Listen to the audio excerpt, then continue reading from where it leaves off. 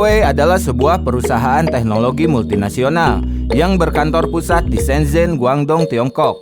Perusahaan ini merancang, mengembangkan, dan menjual peralatan telekomunikasi dan elektronik konsumen. Menurut pendiri Huawei, Ren Zhengfei, nama Huawei berasal dari slogan yang ia lihat di dinding, yakni Zhonghua Youwei, yang berarti Tiongkok telah berjanji, saat ia mendirikan perusahaan ini dan sedang memikirkan nama yang bagus. Zhonghua atau Hua berarti Tiongkok, sementara Youwei berarti berjanji atau menunjukkan janji. Huawei juga diterjemahkan sebagai pencapaian luar biasa atau Tiongkok mampu.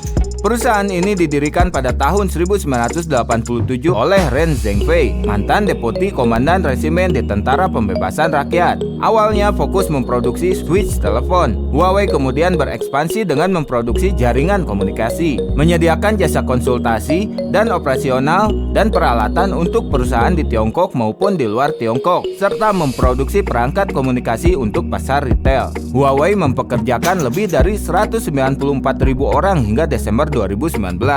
Huawei menyediakan produk dan jasanya di lebih dari 170 negara. Pada tahun 2012, perusahaan ini menyalip Ericsson sebagai produsen peralatan telekomunikasi terbesar di dunia dan menyalip Apple pada tahun 2018 sebagai produsen ponsel cerdas terbesar kedua di dunia, di bawah Samsung Electronics. Pada tahun 2018, Huawei mencatatkan pendapatan sebesar 108 miliar US dollar. Pada bulan Juli 2020, Huawei menyalip Samsung dan Apple sebagai merek ponsel cerdas teratas dalam hal jumlah ponsel yang terjual di dunia untuk pertama kalinya.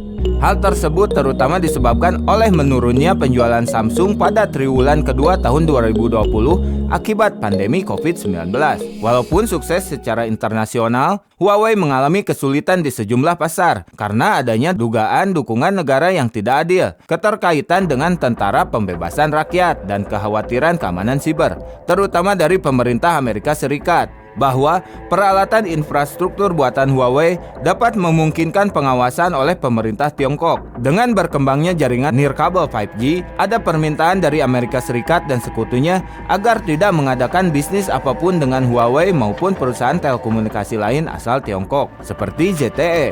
Huawei kemudian berpendapat bahwa produknya tidak memiliki risiko keamanan siber lebih besar daripada produk perusahaan lain, dan tidak ada bukti mengenai klaim spionase dari Amerika Serikat.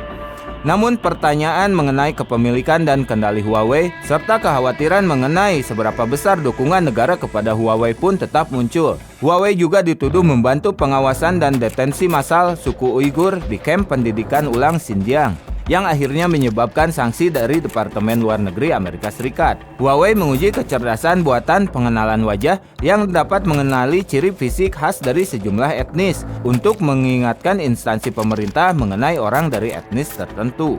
Di tengah perang dagang antara Tiongkok dan Amerika Serikat, Huawei dibatasi dalam berbisnis dengan perusahaan asal Amerika Serikat karena adanya dugaan pelanggaran terhadap sanksi Amerika Serikat kepada Iran. Pada tanggal 29 Juni 2019, Presiden Amerika Serikat Donald Trump mencapai kesepakatan untuk melanjutkan diskusi perdagangan dengan Tiongkok dan mengumumkan bahwa ia akan melonggarkan sanksi kepada Huawei.